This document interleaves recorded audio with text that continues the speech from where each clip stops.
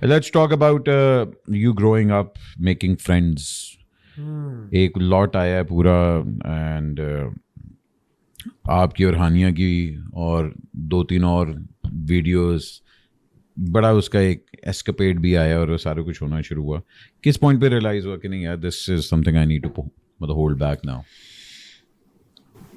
मुझे एक एक्टर हैं, उनका मैं नाम नहीं लूँगा, लेकिन उन्होंने मुझे एक बहुत अच्छी बात बोली थी एक बार.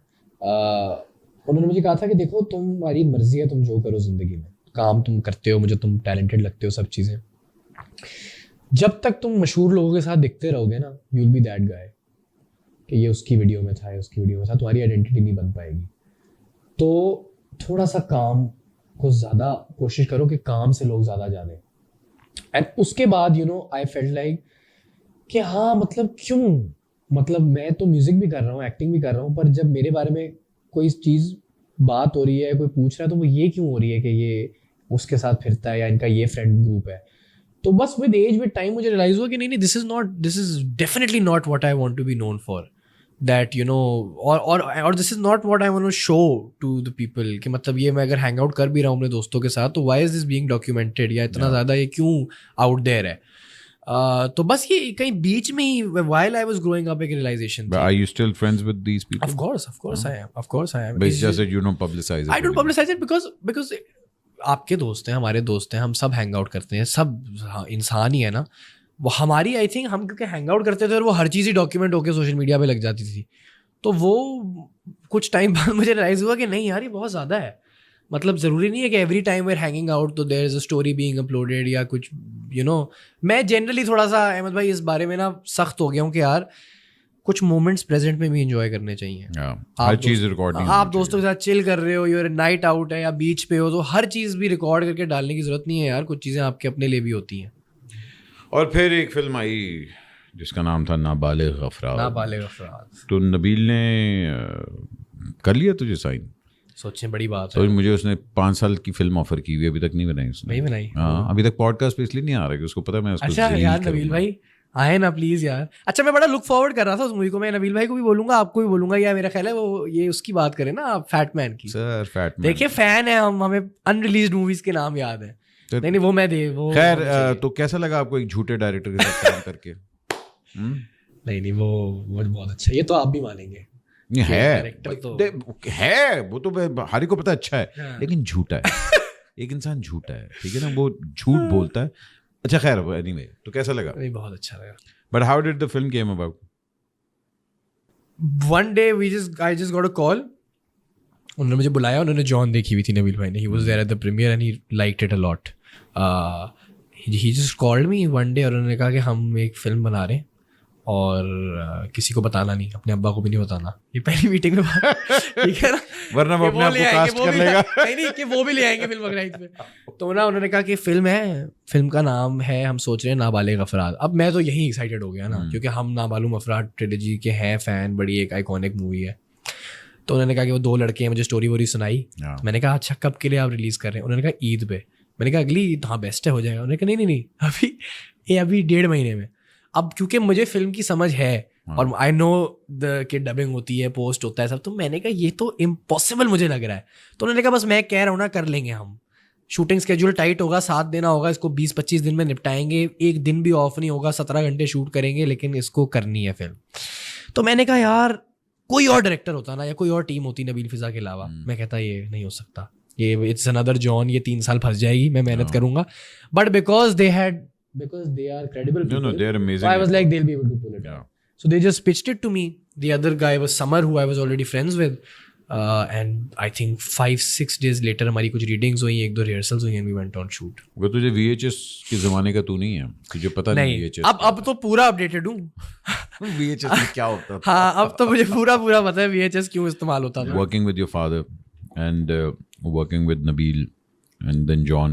क्या what do you take away from these experiences, especially जब आप एक मेन स्ट्रीम, ऑब्वियसली बात है, एक जब आप अपनी घर की प्रोडक्शन में कर रहे होते हैं तो एक आपके पास कंफर्ट जोन हो रहा होता है. मगर जब जॉन जैसी फिल्म कर रहे हैं, नाबालिग कर रहे हैं, एक रियलिटी चेक आपको हिट हो जाता है कि भाईजान I have to deliver now. बिल्कुल होता है. You have to take responsibility. बाप तो आपको माफ कर देगा, लेकिन ये है कि यू जैसे आपने शुरू में बोला ना, you start respecting the work and discipline आ जाता है आपके अंदर। एंड मैं तो बहुत लकी रहा हूँ कि मैं जिन डायरेक्टर्स के साथ काम किया वो बहुत अच्छे रहे हैं। अगर मुझे को 1% या 2% भी एक्टिंग अगर मैंने कुछ आती है या लोगों को लगता है कि आती है, मैंने सीखी है, तो it's because of Babar who directed John, या इवन माय डैड या Nabeel Qureshi, because I feel like यही, जब एक अच्छा डायरेक्टर आपको मिल जाए तो वही गाइड कर रहा है आपको। अगेन नाबालिग अफराद 90s में बेस्ड थी, VHS के ज़माने में, मुझे तो नहीं पता उसके बारे में कुछ भी, ना समर को पता है। तो वो बिलीव करवाना या वो बिलीवेबल होना कि ये दो बच्चे 90s के बच्चे हैं, इनके शौक भी वो हैं, या ये VHS वो नॉर्मलाइज होना उस चीज़ से, वो एक अच्छा डायरेक्टर ही करा सकता है।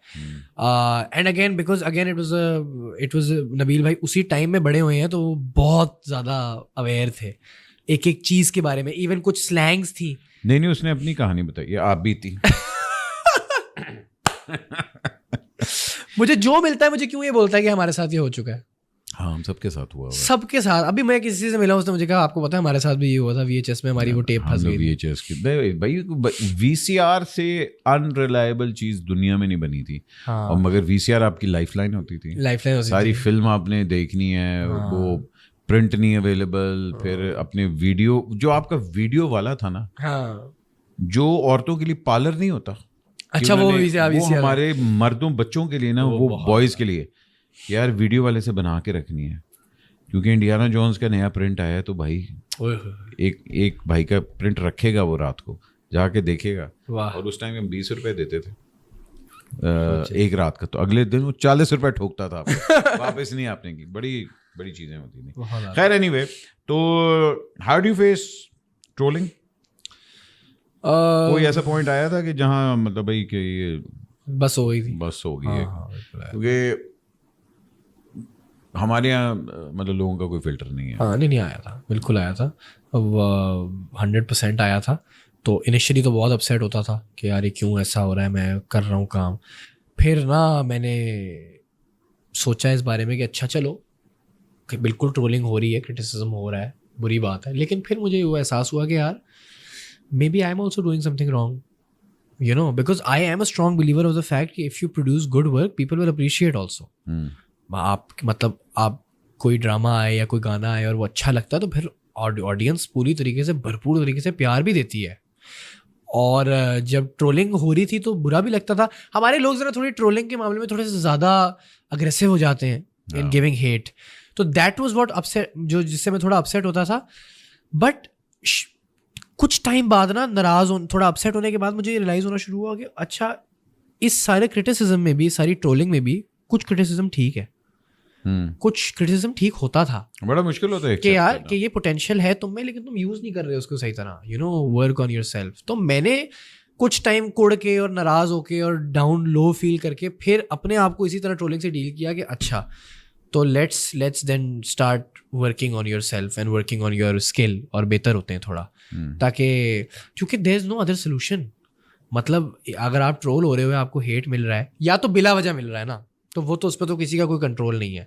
पर अगर मैं एग्जांपल दे रहा हूँ कि मैं गाने निकाल रहा हूँ, मेरे गाने लोगों को पसंद नहीं आ रहे, या वो उस तरह की अटेंशन नहीं ले पा रहे मेरे गाने जिस तरह मैं चाहता हूँ, तो अब मैं क्या नाराज़ होकर बैठ जाऊँगा? नहीं ना, मैं काम करूँगा अपने ऊपर, मैं गाने बेहतर करूँगा, अपने कोशिश करूँगा कि मैं कैसे बेहतर कर सकता हूँ अपने म्यूज़िक को, मैं गायकी कैसे अपनी बेहतर कर सकता हूँ, अपनी राइटिंग कैसे मैच्योर कर सकता हूँ ज़्यादा। तो बस ये किया, इसी तरह हैंडल किया।